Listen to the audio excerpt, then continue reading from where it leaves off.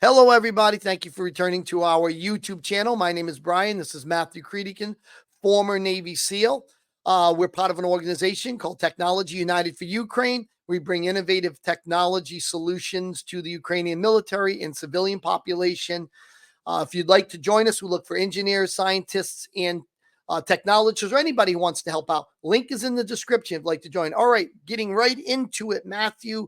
I want you to talk about, and as somebody who's been up on the front lines there for many years, um, basic trench clearing. How does that look? How is that evolving in Ukraine? Um, well, unit to unit, it's hard to say how it's evolving. Obviously there's some units that have been a lot better, and you can see the videos um, of kind of these surprise um, where they're able to sneak into a trench or rush a trench line to where the defenders aren't set up in a steady defense, or get a flank on the trench and run down it and kind of exploit the defenders looking one direction. Um, so I mean that's been kind of the ongoing thing from both sides. Uh, if it gets into a deliberate trench clearing, I think you start to see more and more use of grenades as people getting used to the idea of throwing grenades. I would say there's still a lot of need to just train rapid deployment of grenades. You see a lot of guys let's just say, take quite a long time to prep the grenade. What Uh, what what does a rapid deployment look like to you? What does that mean when you say rapid deployment? rapid, well, uh, there'd be a lot of people that recommend against this. I recommend against doing any trench clearing at all. If you can help it, it's a very dangerous job. Um, but just tying the grenade pin straight to your gear. So when you go to extract the grenade out of the pouch, you just pull and it just rips the grenade pin out. Most people would find that quite dangerous, but it's also quite a rapid way to deploy your grenade. Um, I think there are some guys in the last incursion into Lebanon that were doing that, getting rapid deployment of their grenades that were surprising some of the Israelis. So, yeah, kind of dangerous, but it also gets your grenade out with one hand uh, within a second. So, So it's having stuff more set to where yeah, you have the there's equipment less set up, time. but like the reason it's dangerous is like if your grenade got snagged or something and pulled, like you could pull the pin on your own grenade. But What is something else that would be rapid deployment, would you say? So when somebody's there's in that trench clearing. there's some tactics from way back in the day with the Germans. There's a book called Infantry Aces. Interesting read. That was basically a bunch of battle reports, mostly from the Germans getting Iron Crosses. It was their reports.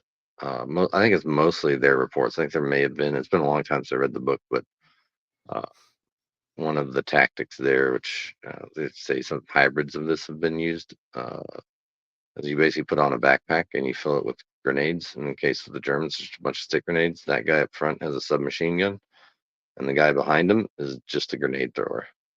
Uh, so he's just pulling grenades and throwing them. Because like you go down the trench, it's super narrow. Like it's not even like a lot of CQB type stuff where you have even a little bit of room to maneuver. Like your shoulders are even like sometimes you have to like pivot to even walk down the damn thing.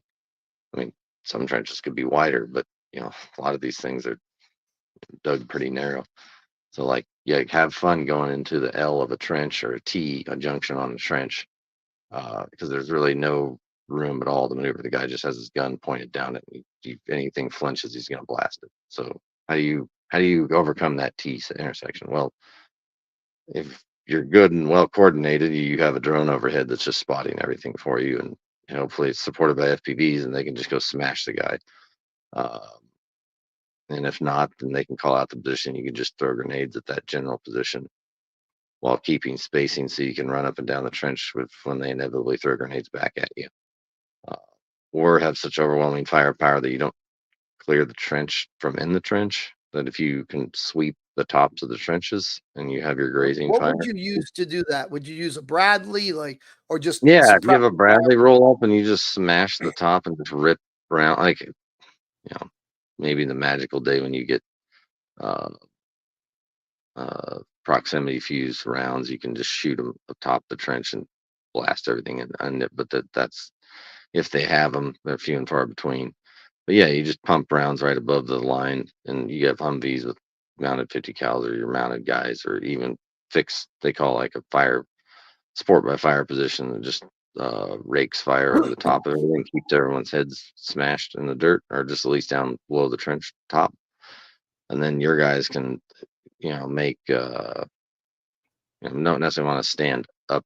And you can do, you can, this is where you fire your flare, have some pre-designated command where you shift fire. I wouldn't say there's a lot of this happening, but this is in a lot of your basic manuals, uh, or support by fire positions and clearing obstacles. You have a base of fire that puts a lot of lead into the general enemy's position, suppresses them, and then a pre-designated single day shift fire over, and then everybody, the assaulting group moves in.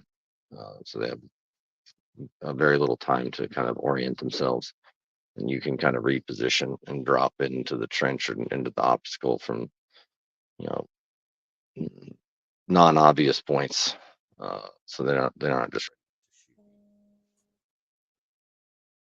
So when this was real interesting. So But the German manual, the infantry ace from World War II, their thing was one guy goes with a machine gun, the other guy is just as you move forward, throw a grenade, the guy moves up, throw a grenade, you move up. So you're like yeah, so in pounding that that way. particular, yeah, in that particular example, like if you look at the layout of trenches, a lot of people don't.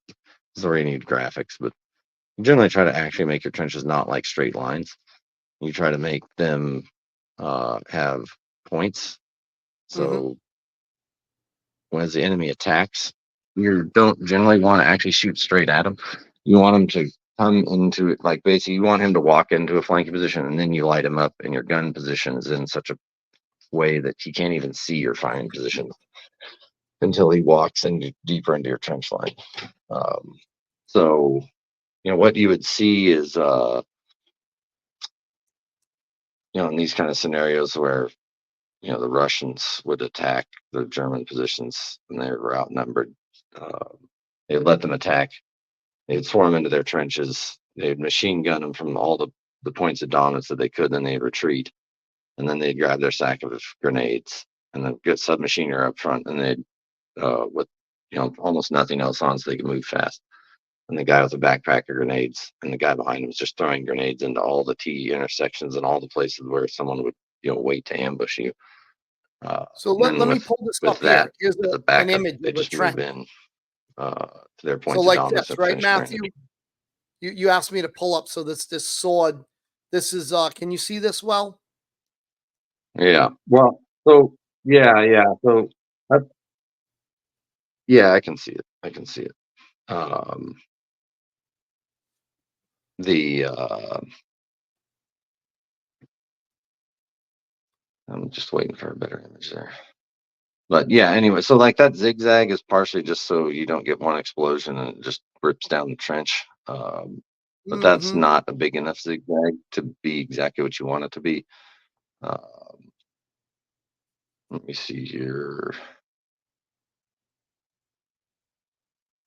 Yeah. Anyways, I'm not going to get into all the more nuanced details. But yeah, it's just there's plenty of ways you can dig out the trench. I guess if viewers want to know, maybe we could put on like an actual class of like the traditional trench defense and assault. But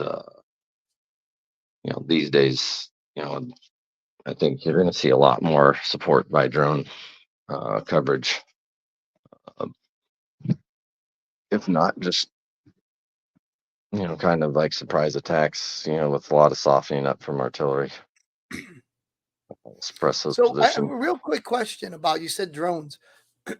Could you have the machine gun guy, grenade guy, and then behind that a guy with a drone just overhead looking and telling the grenade guy where the guy is and throwing the grenade? Is that something Well, that is feasible or? I mean, yeah, I think it's feasible and probably something people are working on, some variation of that. Like, I don't think there's any necessary need for the drone guy to even be that close. He could be a little bit even further back. There's no reason to have him that close, but he could be somewhere in that element, sure. It's just about, I would say, like the issue right now is like most people don't have good comms. Most people, so some people do.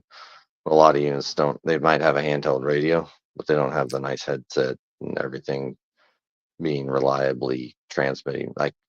Some units do have this, but it's just a lot of units don't. That's Uh, interesting. So you would say comm is probably one of the biggest issues with trench clearing, just communication. yeah, like the kind of setup you would want to be very dynamic and useful in it. Uh, I think, yeah, it's there could be definitely more training around Well, that I kind of think that's a aspect. great video, comms and trench clearing. I'm gonna write that down. And we'll do something on that one time. That's an interesting, what can be better and how the Ukrainians could do better comms. Yeah, I mean, and I guess these things are mildly interesting. I see this form of warfare going away as like substantial warfare. Like this is the last vestiges of before the uh, swarms of drones eat everything. Um, so yeah, it's not. We're talking like medieval tactics as far as I'm concerned. Like it's useful now, so I'm not saying it's not worthwhile. Like this is the way you hold the ground. But plenty of people have said that the infantry is going to go away, and that modern era will won't need them. Um, but I think we're not that many years away from that actually being true. That will eventually be true at some point. Having humans is going to be more of a liability. It's not to say that humans won't be in the mix somewhere, but as your first line of defense and your first line of attack, like I don't see humans being anything but liabilities here in the near future with how good automated systems are becoming and how cheap and mass producible they are. Well, you always give great insight. Again, Matthew, thank you. And everybody, leave some comments about some of the stuff that was said. Very interesting. So again, Technology United for Ukraine. Join us. Links in the description. And appreciate your time again, Matthew. And keep up the good work you're doing. Yeah, thanks.